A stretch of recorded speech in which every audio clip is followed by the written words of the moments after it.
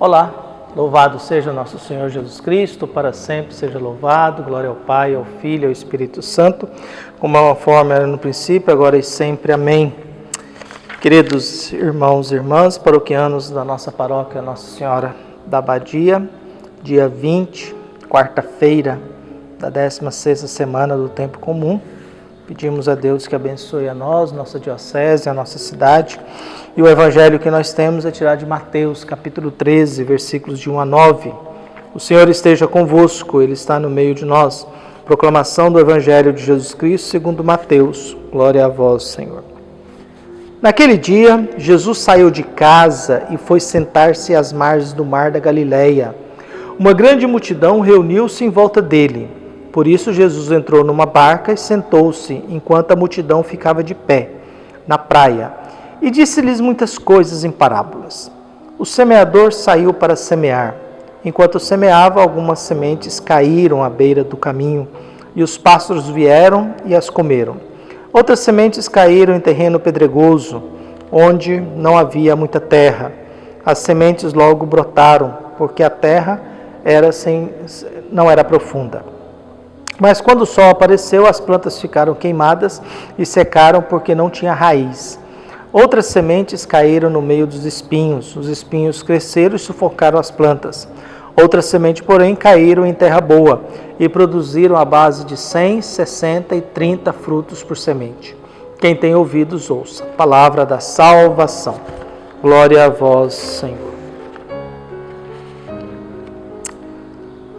Abraham Lincoln, presidente dos Estados Unidos, que nasceu em 1809, morreu em 1865, tinha uma frase muito interessante.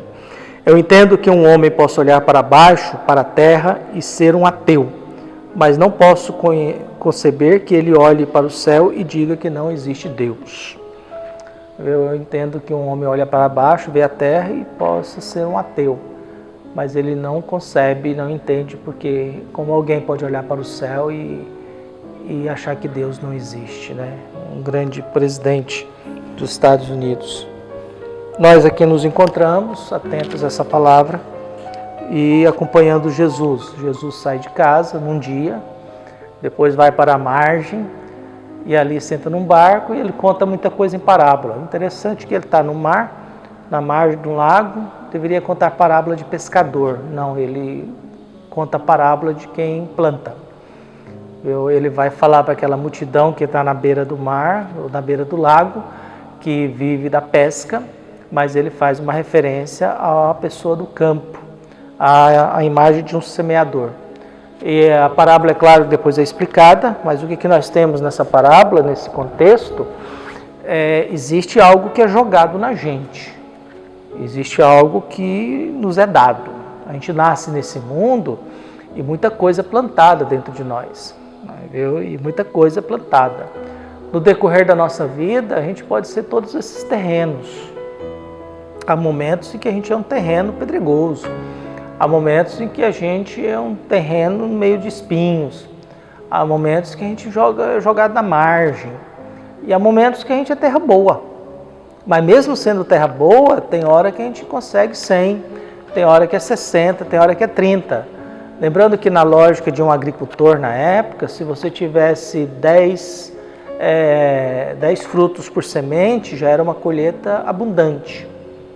E o que Jesus está usando disso no meio de um lago, onde devia ter pescadores, dizendo para cada um de nós que Deus nos dá uma palavra, Deus nos diz alguma coisa, diante da tradição bíblica, da tradição da igreja, diante dos exemplos, diante da celebração eucarística.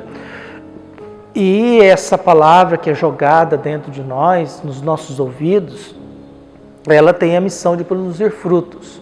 E é interessante que essa palavra, a reflexão não é que ela vai nos alimentar. Por exemplo, não, a palavra de Deus é um pão que nos alimenta. Não, essa palavra de Deus é semente jogada dentro de nós que faz com que produza frutos. E produzir frutos significa o quê? Produzir o mesmo fruto da semente.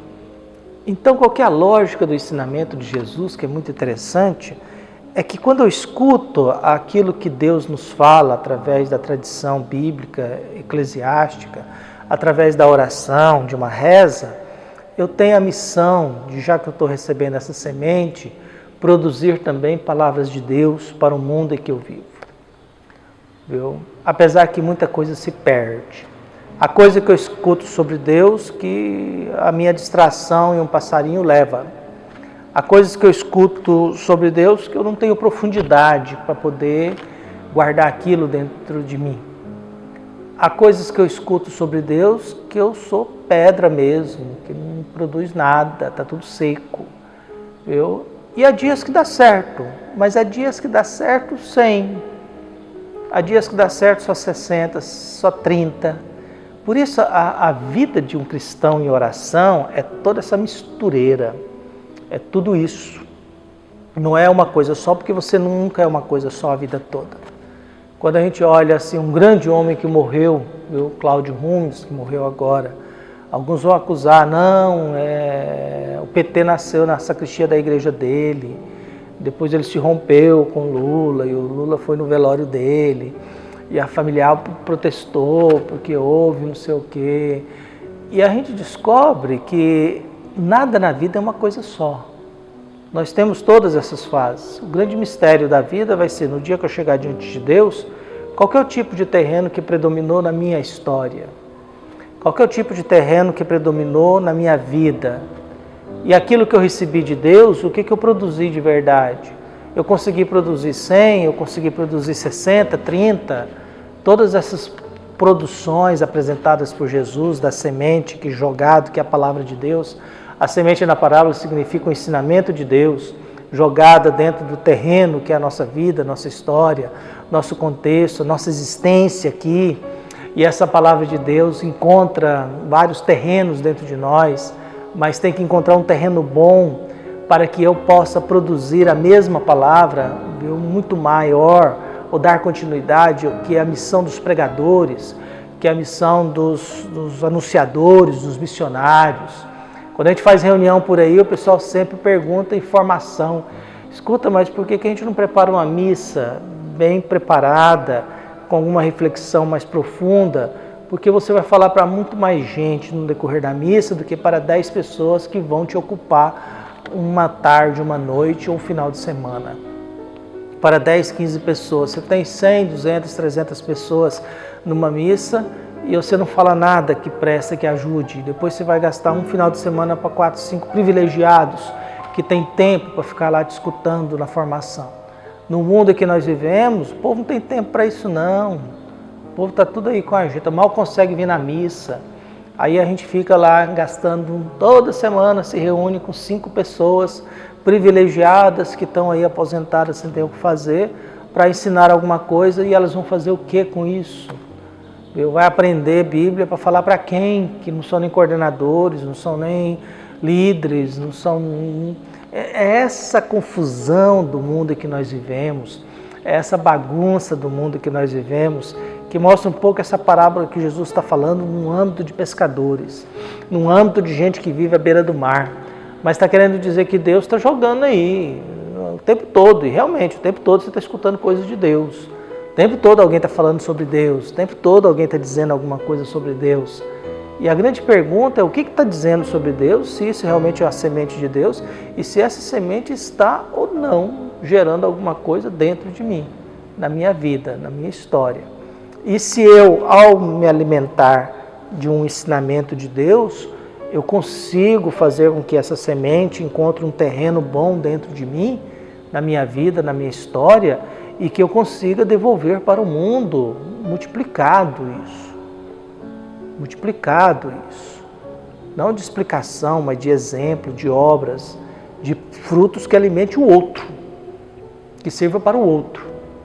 É bom a gente sempre lembrar que a semente não se alimenta do próprio fruto. A semente de abacate não se alimenta de abacate. A semente da laranja não se alimenta da laranja. A semente do caju não se alimenta de caju. Ele produz caju para alimentar o outro. E geralmente o outro que tem vida, que é maior do que ele. Por isso peçamos a Deus sabedoria, paz, que ilumine e guie o nosso coração, nos fortaleça, que a gente encontre um terreninho bom dentro de nós, para produzir algumas palavras boas a respeito de Deus para esse mundo que nós estamos por aí.